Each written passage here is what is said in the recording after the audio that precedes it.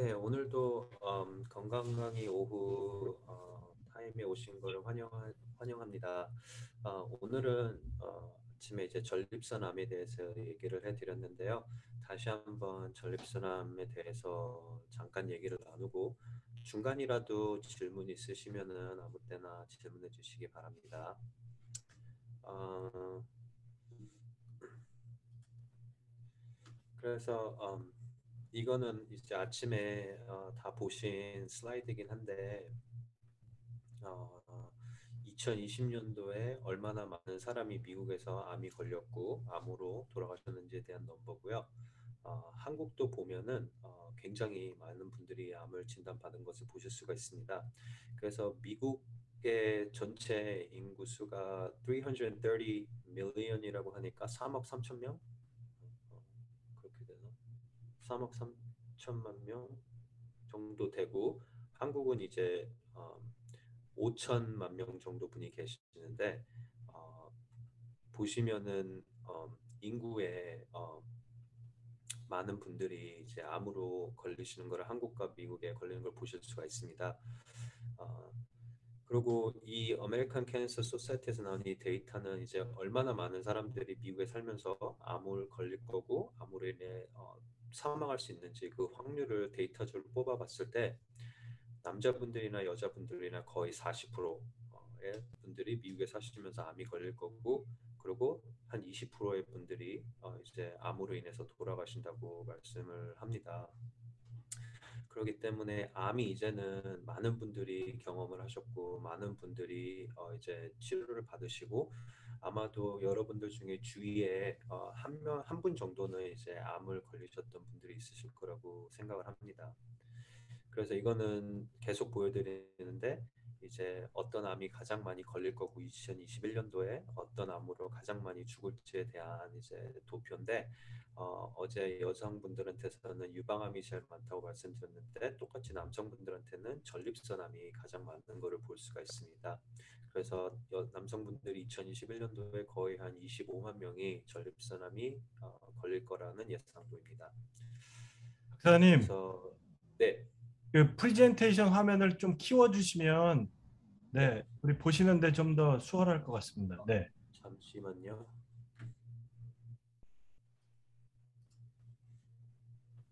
죄송합니다. 선생님 목소리가 작은 거. 네, 잘 예, 들리시나요? 조금 볼륨을 좀 높여 주시죠. 네, 잠시만요.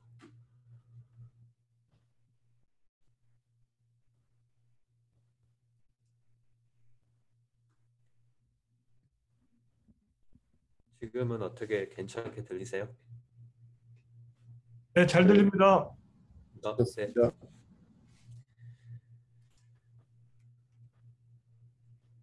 그래서 이 도표는 이제 2020년도에 하고 이제 얼마나 많은 분들이 이제 남성분들 한해서 어떤 암이 제일 많이 걸렸는지 어떤 암으로 가장 많이 죽었는지를 이제 보여주는 도표고 보시면은 항상 저번 한 거의 한 5년, 10년 동안에 똑같습니다. 그래서 남성분들에서는 전립선암, 폐암, 이제 대장암, 직장암이 제일 많이 걸리고 이 세 암으로 인해서 돌아가신 분들이 남성분에서도 가장 많다고 보시면 되겠습니다. 어, 근데 재밌게도 미국에서는 이런데 한국에서는 남성분들이 전립선암이 걸리시는 분들이 그렇게 많지는 않으세요.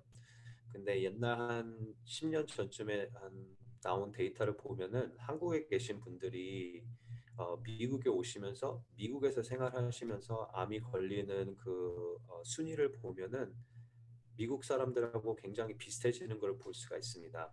그래서 미국에 사시는 한국 분들 중에서도 이제 전립선암이 걸리셔서 이제 병원에 오신 분들이 꽤 많은 걸 볼 수가 있습니다. 그렇듯이 이제 한국에서 살면서 미국에 오면은 한국에서 하는 것처럼 똑같은 생활 패턴이나 음식 생활이나 하는 것이 조금씩 달라지면서 약간의 미국식으로 하면서 암 같은 것도 약간 미국하고 미국에 사는 사람들하고 비슷하게 이제 걸리시는 걸 볼 수가 있습니다.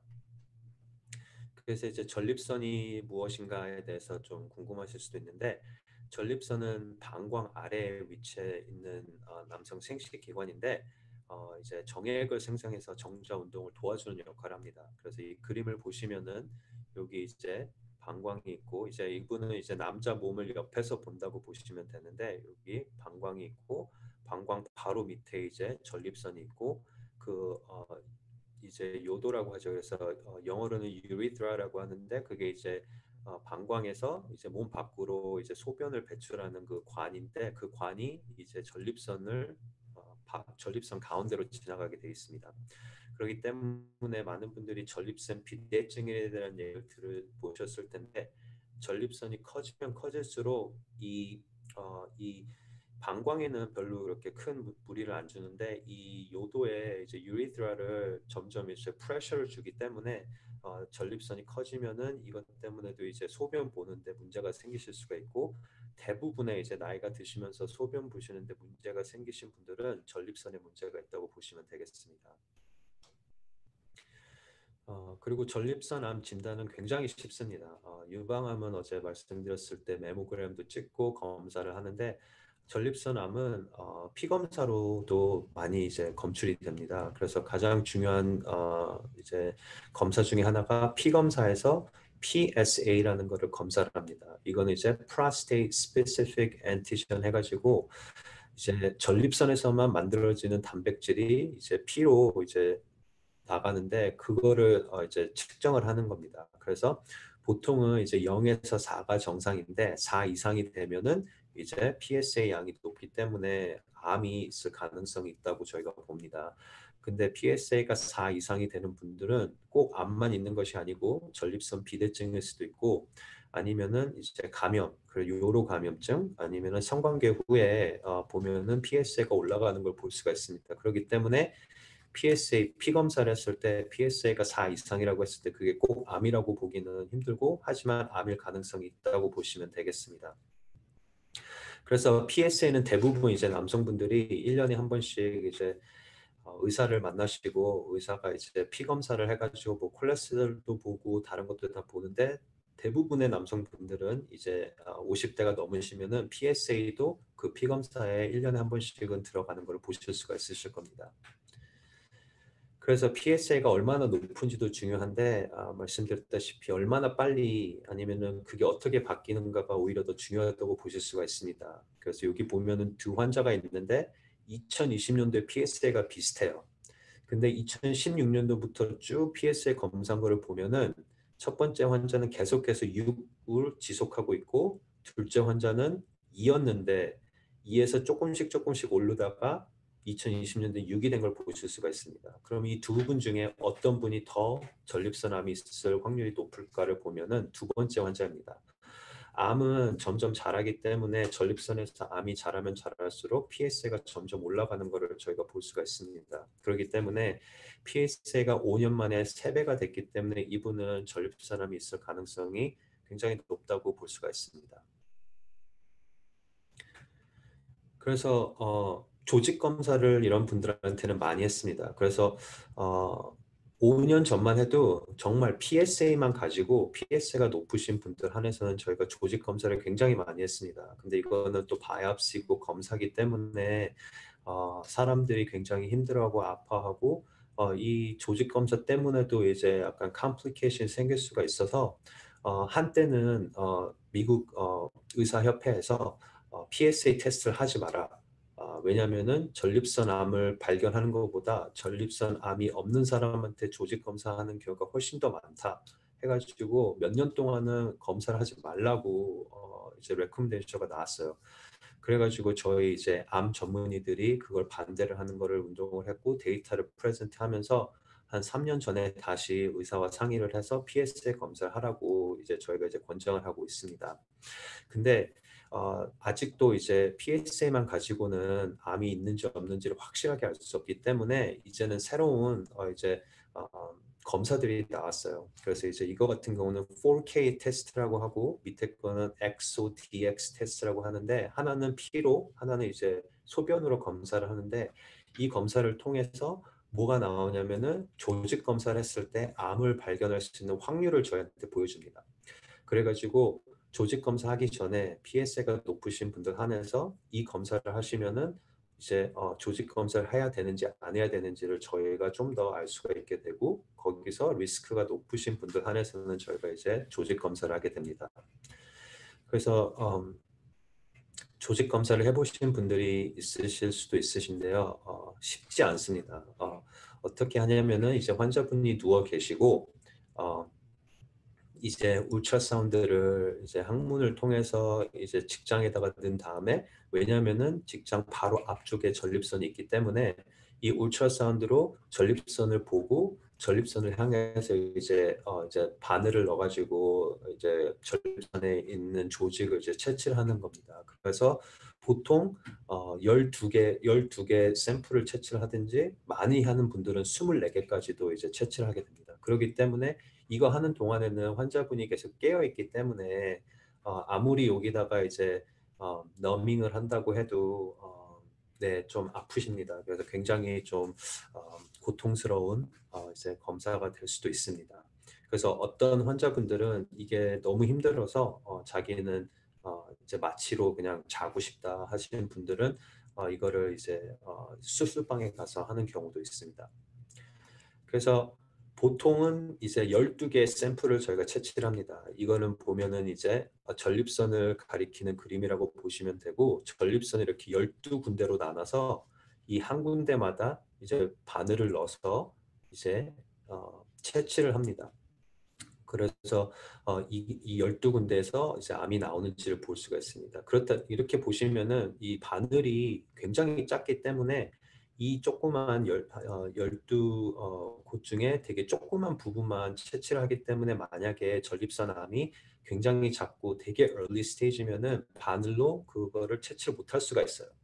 그렇기 때문에 올해 내가 바이옵시를 했는데 암이 발견이 안 됐다 하신 분들 중에 내년이나 그 후년에 바이옵시를 했을 때 암이 발견되는 경우도 있습니다. 그 이유는 올해는 암이 굉장히 작아서 바이옵시 니들로 채취를 못했는데 그 암이 자라면서 2년 후에는 그걸로 채취가 가능하게 된 거라고 보시면 되겠습니다.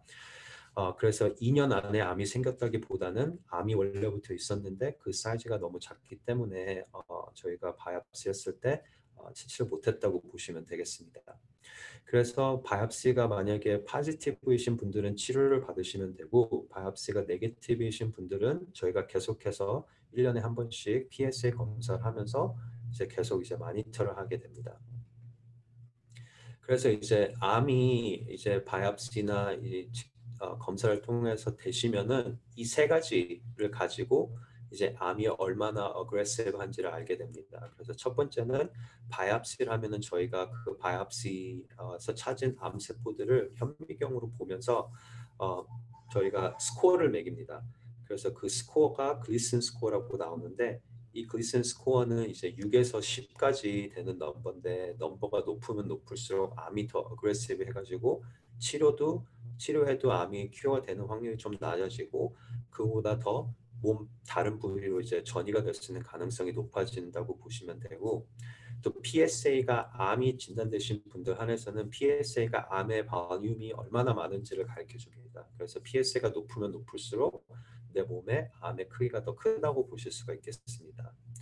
그리고 세 번째는 이제 손가락으로 이제 직장에다가 손가락을 넣어서 이제 저희가 직접 이제 전립선을 이제 만져볼 수가 있는데 그렇게 만져봤을 때 어떤 분들은 굉장히 암이 커서 전립선은 원래 약간 한 호두 정도의 사이즈가 되고 되게 이렇게 만졌을 때 되게 스무스해야 되는데 암이 많이 크신 분들은 이게 울퉁불퉁하거나 아니면 스무스하고 되게 소프트하지 않고 어디 한 부분 되게 딱딱한 게 느껴질 때가 있습니다. 이제 그런 거를 가지고 이제 암이 얼마나 어그레시브하고 저희가 어떻게 치료를 하는지에 대해서 저희가 알게 됩니다. 유방암을 얘기를 드리면서 제가 유방암은 이제 몇 기냐가 중요하다고 말씀드렸는데 전립선암은 그 병기에 대해서 많이 저희가 얘기를 안 합니다. 그리고 대신 뭐를 얘기를 하냐면은 어떤 리스크 그룹이냐를 얘기를 많이 합니다. 그래서 아까 말씀드렸던 세 개의 팩터, 글리슨 스코어, PSA 그리고 손가락으로 한 그 exam을 통해서 이 암이 very low냐, intermediate냐, high냐, very high risk냐에 따라서 이 환자분들 나누고 그 리스크 그룹에 따라서 이제 치료 방법이 살짝 변하는 것을 보실 수가 있습니다. 그리고 최근에는 이 Decipher Genomic Study라고 해가지고 제가 어제 이제 유방암 얘기해 드리면서 수술 다음에 이제 어떤 유방암들은 저희가 유전자 검사를 해가지고 얼마나 다른 곳에 재발할 수 있는 위험성이 높은지에 대해서 말씀드렸는데 이 Decipher Study는 이제 전립선암만 전문적으로 하는 이제 유전자 검사라고 보시면 되는데 바이옵시를 한 다음에 저희가 이거를 유전자 검사를 합니다. 그러면은 리스크가 얼마나 큰지를 가르쳐 줍니다. 아까 보여드렸던 거랑 비슷하게 이거는 이제 유전자를 통해서 low risk인지 intermediate risk인지 high risk인지 저에게 가르쳐 주고 그게 무슨 뜻인지를 저에게 가르쳐 줍니다. 그래서 보통 다른 암들에 비해서 전립선 암은 4기가 되셔서 다른 곳에 봄에 전이가 되신 분들도 치료만 잘 받으시면은 3년, 4년, 5년, 길게는 5년 넘게도 사시는 분들이 계십니다. 그렇기 때문에 전립선 암은 되게 이제 생명의 위협이 많이 가는 암은 아니라고 보실 수가 있는데 그럼에도 불구하고 이 암들은 이제 몸 다른 곳에 전이할 수 있는 가능성이 있기 때문에 저희가 이 리스크를 보면서 유전자 검사를 통해서 다른 곳으로 전이될 수 있는 리스크가 높으신 분들 한해서는 이제 치료법을 좀 다르게 해가지고 저희가 치료를 하고 있습니다. 그래서 이제 전립선암에도 이제 National Comprehensive Cancer Network 이제 치료하는 가이드라인이 있어서 그 가이드라인을 통해서 저희가 이제 어떻게 치료를 해야 될지를 이제 환자들하고 얘기를 나누게 됩니다. 그래서 지금 보여드리는 이거는 이제 리스크 그룹이 여러 개가 있다고 5개가 크게 나눠진다고 말씀드렸는데 이거는 이제 정말 빨리 암을 찾으셨고 PSA도 높지 않고 이제 글리슨 스코어도 되게 어그레시브한 암이 아니고 해서 되게 좋은 이제 가장 낮은 리스크에 들어가는 암이 계신 분들 한해서 있는 치료법이라고 보시면 됩니다. 그래서 여기 보시면 첫 번째로 환자분이 얼마나 사시는지를 저희가 계산을 합니다. 그래서 건강하신 분들이냐 아니면 좀 건강하지 않으시냐. 그래서 맨 마지막에 보시면은 만약에 환자분이 전립선암이 걸리셨는데 very low risk 그룹에 들어가신데 이제 나이도 있으시고 만약에 뭐 최근에 심장마비도 걸리셨고 몸이 상태가 그렇게 안 좋으시면은 굳이 꼭 치료하실 필요가 없습니다. 그래서 여기 보시면 만약에 10년 미만으로 사신 분이 있다 하면은 그냥 잊어버리시고 가끔씩 의사한테 와서 그냥 검사만 받으셔도 10년 동안 사는데 이 암으로 인해서 고통을 받거나 암으로 인해서 죽을 확률이 굉장히 낮다고 보실 수가 있습니다. 근데 이제 10년에서 20년을 사시거나 20년 이상 사실 수 있는 굉장히 건강하신 젊으신 분들 한해서는 옵션이 3개가 있다고 보시면 되겠습니다. 그래서 정말 건강한 20세 이상이신 분들 한해서는 이 암 자체가 전립선 암은 다른 암과 틀리게 저희가 바로 치료를 안 하고 액티브 서베일런스 해가지고 오랫동안 지켜볼 수도 있습니다. 그래서 암이 걸리신 분들에서는 저희가 이제 PSA라는 게 이제 암이 자라는지 안 자라는지를 가르쳐 주기 때문에 very low risk가 계신 환자분들에서는 저희가 바로 치료하지 마시고 이제 PSA를 통해서 계속해서 검사를 하신 것도 옵션으로 드립니다. 그런 분들은 검사를 계속 하시면서 이제 PSA를 3개월에서 4개월에 한 번씩 하시고 그 다음에 1년에서 2년 후에 또 바이옵시를 하시면서 암이 변화가 있는지 없는지를 저희가 검사를 합니다. 그래서 제가 아시는 분들 옛날에 이제 시애틀에 있을 때 있었던 환자분은 12년 동안 치료를 안 받으시고 발견하고 이제 진단을 받으신 다음에 12년 동안 계속해서 이제 암을 이제 그냥 마니터하고 계신 분이 계셨습니다. 근데 어떤 분들은 이 암이 1년, 2년 지나면은 점점 자라는 게 보여지고 조직 검사를 또 했을 때 이제 글리슨 스코어가 더 이제 높아지는 걸 보면서 암이 점점 변하고 자라는 것을 보여줬을 때 1년이 안 돼서 치료하신 분들도 계시고 2년 뒤에 치료하신 분도 계시고 그렇게 하는 방법이 있습니다. 그래서 이 분들 한해서 low risk나 very low risk에 들어가시는 전립선 암 환자분들 한해서는 저희가 바로 치료 안 하시고 검사를 하면서 보다가 나중에 이제 암이 자라는 게 보이면은 그때 이제 치료하는 것도 저희가 이제 권장을 해드립니다. 그래서 이거 같은 경우는 이제 나이 드신 분들 건강하신데 내가 70살이다, 80살인데 건강하신데 암이 걸리신 분들 한해서는 굉장히 좋은 옵션이 될 수가 있습니다. 왜냐하면은 치료를 받으시면 암 치료기 때문에 그거에 따른 이제 부작용이 있을 수 있는데 이 액티브 서베일런스를 하시면은 그 부작용 걱정을 하실 필요가 없고 또 암도 천천히 자라기 때문에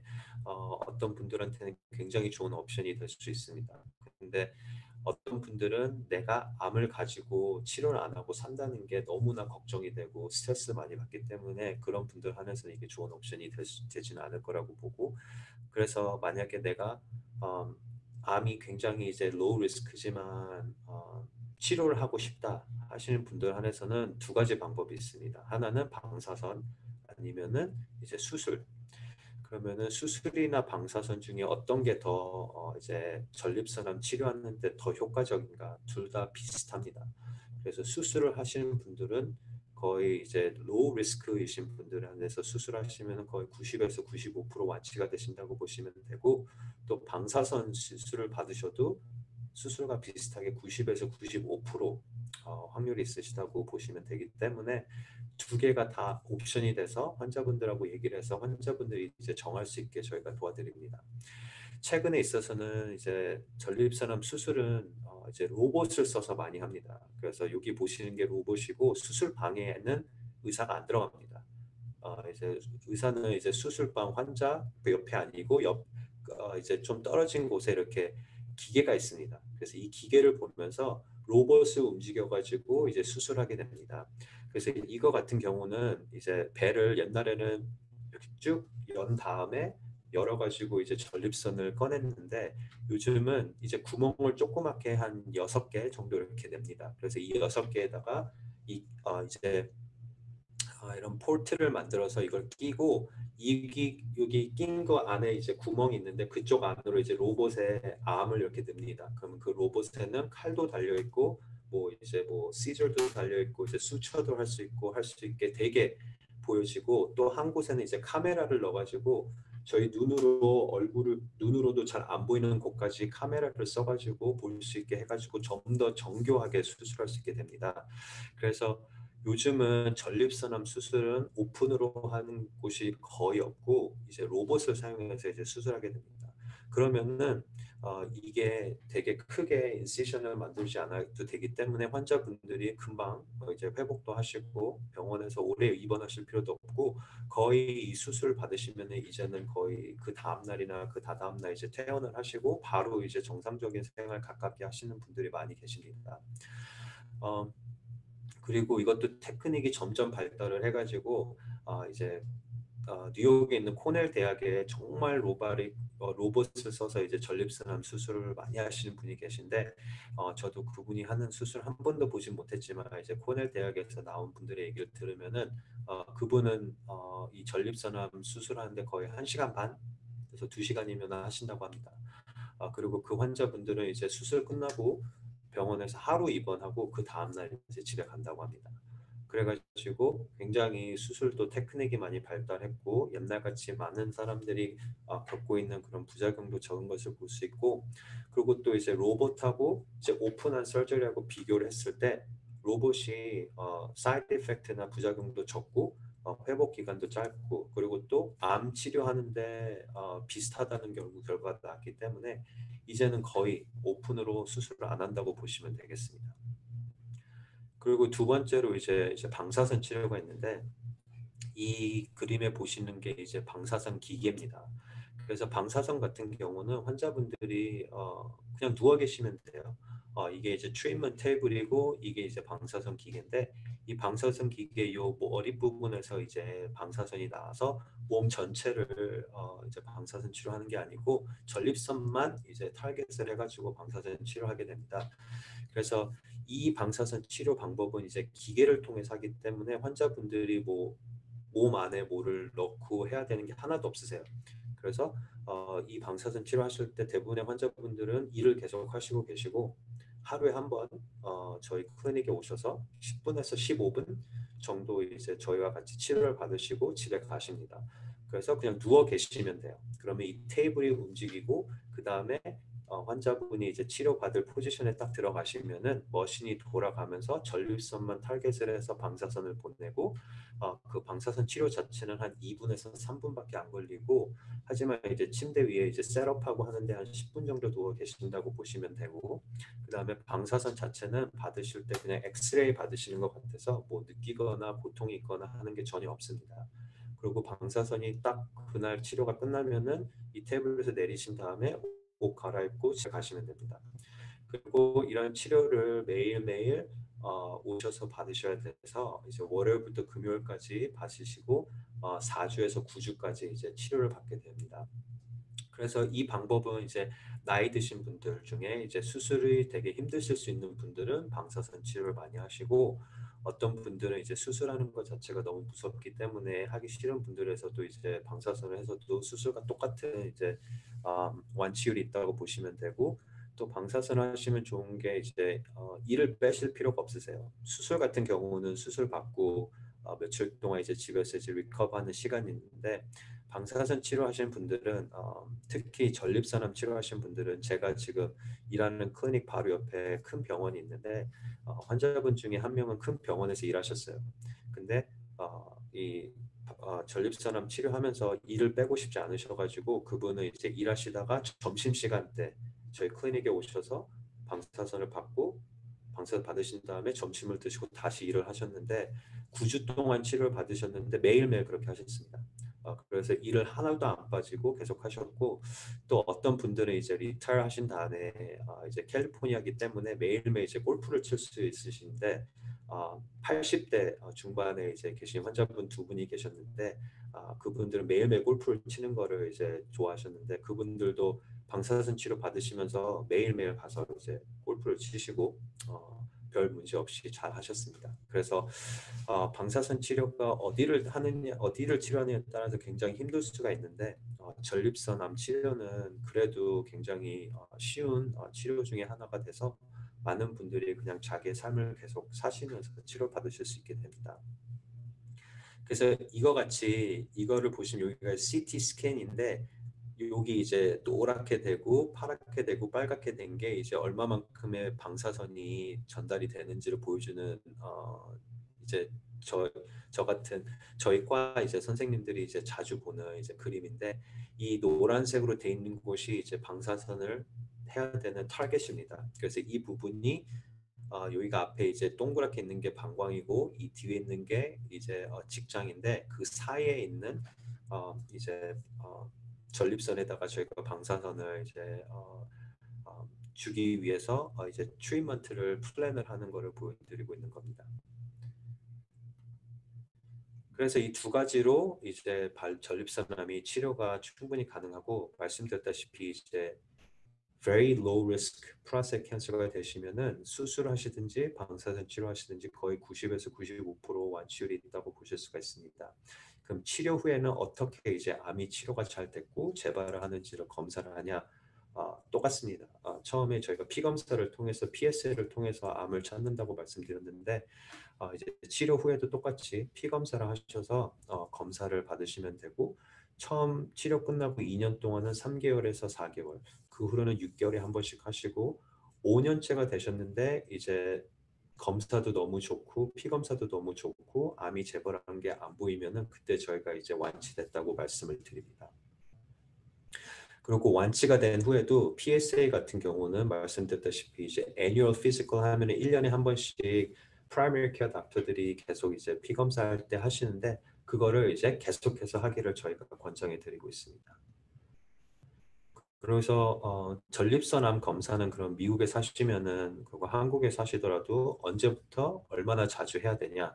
어, 가족력이 없으신 분들은 이제 45세에서 50세 때부터 의사와 얘기를 해서 1년에 한 번씩 피 검사만 하시면 돼요. 피 검사를 해서 PSA 레벨이 어떻게 바뀌는지를 계속 보시면 좋고, 그리고 또 이제 annual physical 하면 가시면은 이제 어떤 이제 의사 선생님들은 이제 직장 손가락 검사를 같이 병행해서 하시는 분들도 계시고, 그래서 굉장히 쉽게 이제 피 검사만 하시면은 이제 전립선암 검사가 되신다고 보실 수가 있겠습니다.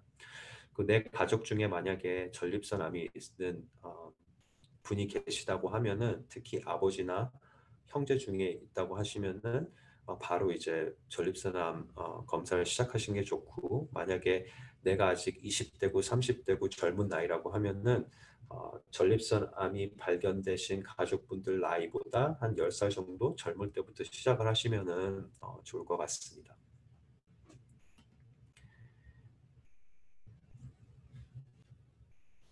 네, 그래서 이게 이제 전립선암에 대해서 현재 치료법에 대해서 잠깐 리뷰를 했고요.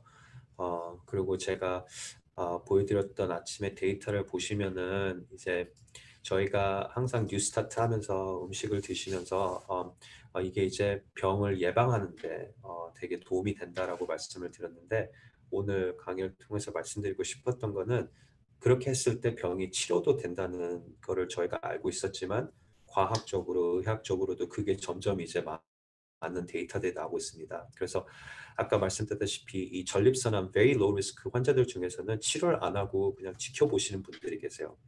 근데 어떤 분들은 암이 자라서 치료를 받고, 어떤 분들은 암이 자라지 않아서 계속 지켜볼 수가 있는데, 그 보여드렸던 스터디를 보시면은 정말 저희 생활 습관을 완전하게 뉴스타트처럼 바꾸신 분들 한해서는 이 암이 자라지 덜 자라는 걸 보실 수가 있었습니다. 그리고 또 이제 아직까지는 저희가 더 공부를 해야 되지만, 그 유전자 검사를 했을 때 암 딱 발견됐을 때 전립선의 유전자랑 3개월 동안 그렇게 생활 습관을 바꾸고 했을 때 유전자를 검사를 했을 때 많은 변화가 있는 걸 볼 수가 있었습니다. 그래서 그건 어떠면 간접적으로 생활 습관만 바꿔도, 저희가 건강하게 먹고 운동하고 그런 생활 습관만 해도 암이 치료가 되는 것을 어느 정도 간접적으로 보여준다고 생각을 합니다. 그렇기 때문에 그게 만약에 전립선암에서 그런 게 됐다면은, 근데 전립선암 환자들에서 그게 하기가 가장 쉬웠던 이유는 저희가 꼭 치료를 안 하고 지켜볼 수 있는 환자분들이 계시기 때문에 그게 가능했던 거고, 하지만 다른 암에서는 그런 이제 실험을 하기가 굉장히 힘들죠. 왜냐하면 아직까지도 유방암 1기라고 해서 저희가 지켜볼 수 있는 레코멘데이션이 없습니다. 그렇기 때문에 그런 분들 안에서는 저희가 계속 수술도 하고 이제 치료를 하는데, 전립선암 그런 데이터를 통해서 저희가 지금 하고 있는 트리트먼트와 같이 병행해서 내 생활 습관을 바꾸고 식생활을 바꾸고 운동을 하면은 그게 암 치료하는데 훨씬 더 도움이 되실 거라는 데이터라고 생각하시고 하시면 이제 기억하시면 좋을 것 같습니다. 네, 그러면은 질문 있으신 분 계신가요? 예, 선생님, 감사합니다. 네. 모든 남자들이 다 나이가 먹으면 자연적으로 프로스테이트가 이렇게 막 그냥 이게 뭐야, 두꺼워지는 거예요? 그냥 나이에 따라서? 네, 아니면은, 꼭 그렇지는 않습니다. 그래서 이제 프로스테이트이 나이가 들면은 커질 수 있는 가능성이 많아지는 이유가 이제 호르몬의 변화 때문에 이제 그게 이제 남자분들도 이제 여성분들 같이 이제 갱년기나 이런 게 메노포즈가 있지는 않지만 호르몬의 변화로 이제 프로스테이트이 커질 수가 있거든요. 그래서 자연적으로 굉장히 많은 분들이 계신데, 어떤 분들은 그렇지 않으신 분들도 되게 많으세요. 그래서 내 전립선에 문제가 있구나 하는 거를 어떻게 아냐면은 소변 습관의 변화가 생깁니다. 그래서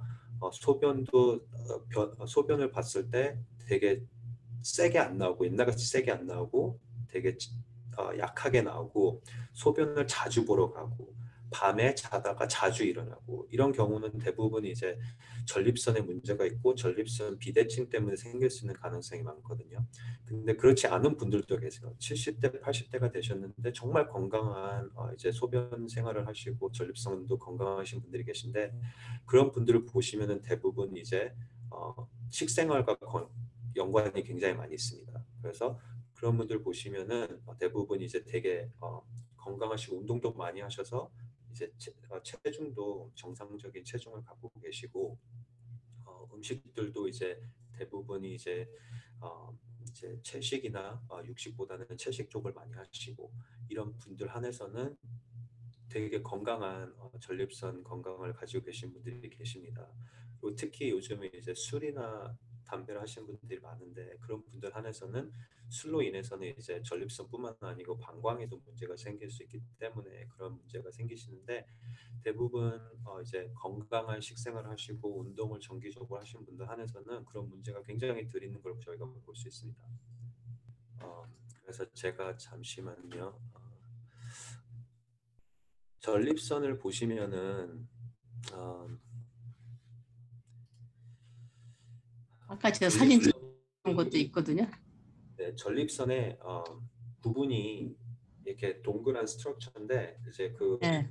위드라라는 튜브이 전립선 가운데로 지나가고 있습니다. 근데 오케이. 전립선 바로 옆에 마주하고 있는 전립선 부분이 있어요. 그래서 이제 그거를 미디안 롭이라고 하는데 어떤 분들은 전립선이 정상적인 사이즈요 전체적으로는. 예. 하지만 그 한 부분이 이렇게 자라면서 그게 이제 전립선의 그 튜브를 누르는 경우가 있습니다. I see. 근데 그게 이제 처음에 일어나는 방법이고 그러면서 이제 점점 이제 전립선이 커질 수가 있거든요. 그런 것 때문에 이제 소변에 문제가 생기고 변화가 생깁니다. 그래서 이제 선생님 같은 경우는 전립선에 이제 그것 때문에 생긴다고 보시면 돼요.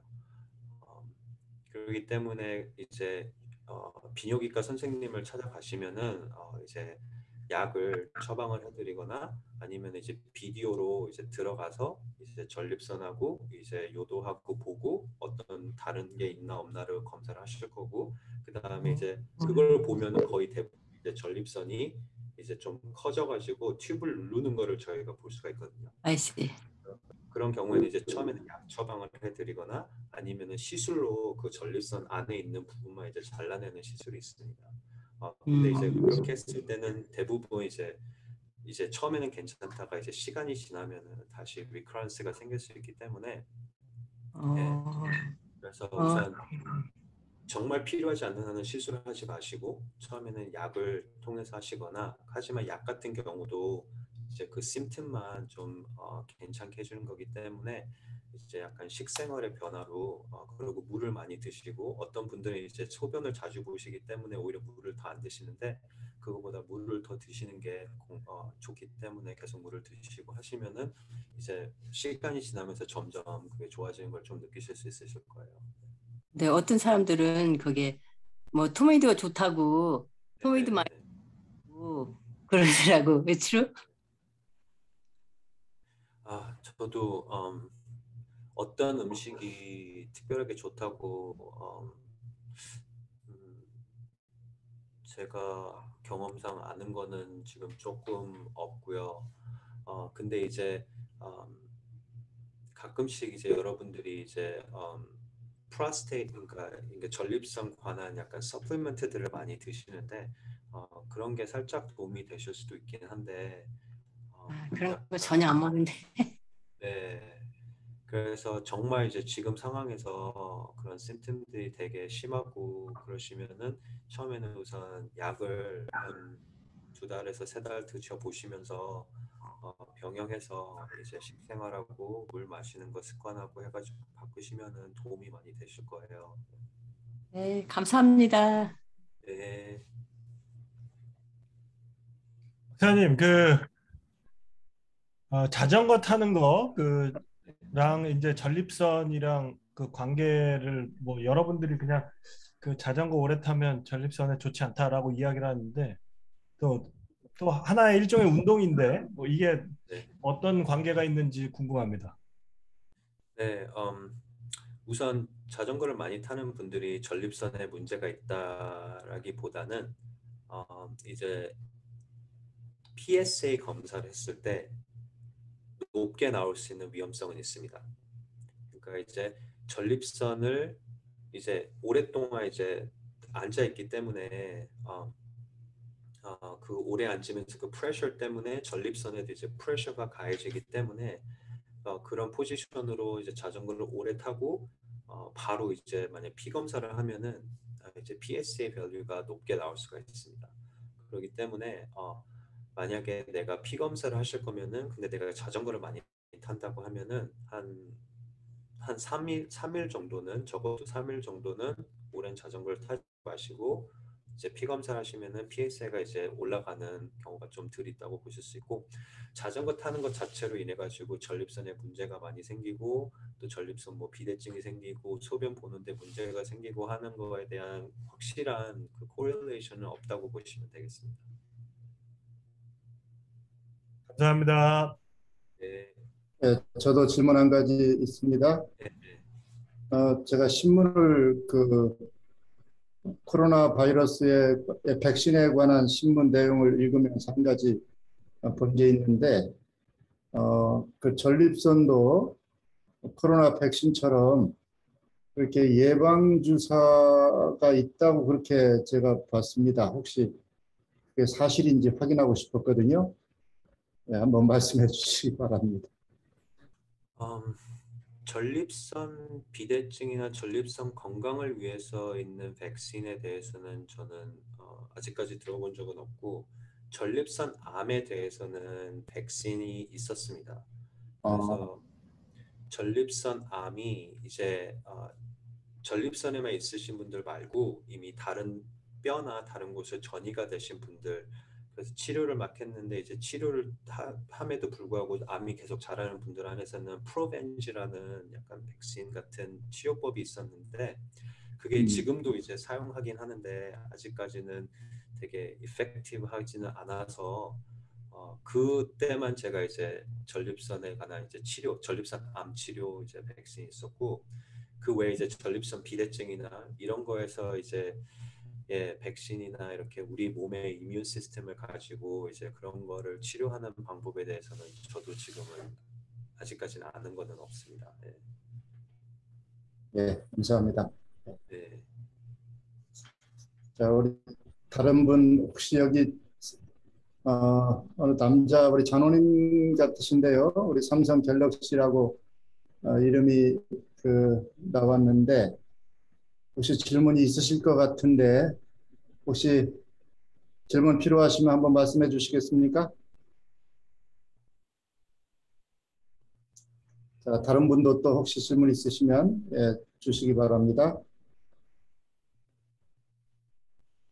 예, 우리 오전 강의와 또 이 오후 강의를 통해서 답을 다 이렇게 얻으셨다고 생각이 듭니다. 그래서 질문이 없다고 생각이 듭니다. 네, 오늘 아니더라도 또 얼마든지 또 우리 선 박사님 연결이 가능하다고 생각하니까요. 질문이 있으시면 또 해주실 수 있다고 생각합니다. 자, 그러면 질문 더 이상 없으시면 오늘 여기서 마치도록 하겠습니다. 내일은 아시는 것처럼 우리 대장암과 직장암에 대해서 또 강의도 주시겠고 또 오후 시간도 이렇게 질의응답하는 시간과 함께 또 이어지겠습니다. 잘 참여하시고 또 주변에 필요한 분들 있으시면 소개해 주셔서 유익을 얻을 수 있도록 그렇게 도와주시면 감사하겠습니다. 자, 새로운 분이 한 분이 들어오셨는데 질문이 있으셔서 들어오셨는지 잘 모르겠는데요. 우리 김정신 씨,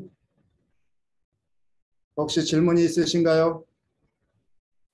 아니, 질문은 없어요. 아, 그러세요. 예, 네. 환영합니다. 또 내일 또 이어서 뵙기를 바라고요. 그러면 우리 강사님, 우리 박사님 기도로 마칠까요? 네. 예, 기도로 마치겠습니다. 기도하시겠습니다. 하나님 아버지 오늘 또 이렇게 짧은 시간이지만 얘기를 나눌 수 있는 기회 허락해 주신 거 감사드리고 이 야영회 동안에 정말 하나님의 말씀을 들을 수 있는 기회를 허락해 주셔서 감사드립니다. 이 야영회를 위해서 수고하시는 모든 목사님들과 관계자분들 위해 주님의 넘치는 은혜와 축복이 함께해 주시고 또 하나님의 방법대로 하나님의 말씀을 순종하면서 저희가 이 세상 살면서 질병과 사고와 많은 어려움들이 있을 수 있는 세상이지만 주님 안에서 행복하고 건강하고 평안한 삶을 살 수 있도록 저희 모두에게 함께 해주세요. 지금 이 순간 몸이 불편하시거나 아프신 분들이 계시다면은 주님 안에서 온전한 치유와 회복을 경험하는 하나님의 인도하심이 있기를 간절히 기도드립니다. 오늘 하루 주님께서 저희와 함께 해주시고 이 야영회 동안 저희 마음속에 자정해 주시고 주님께서 주시고자 하는 말씀을 듣고 주님께 더 가까워지는 저희 모두가 되도록 도와주시기를 예수님 이름으로 간절히 기도드립니다. 아멘.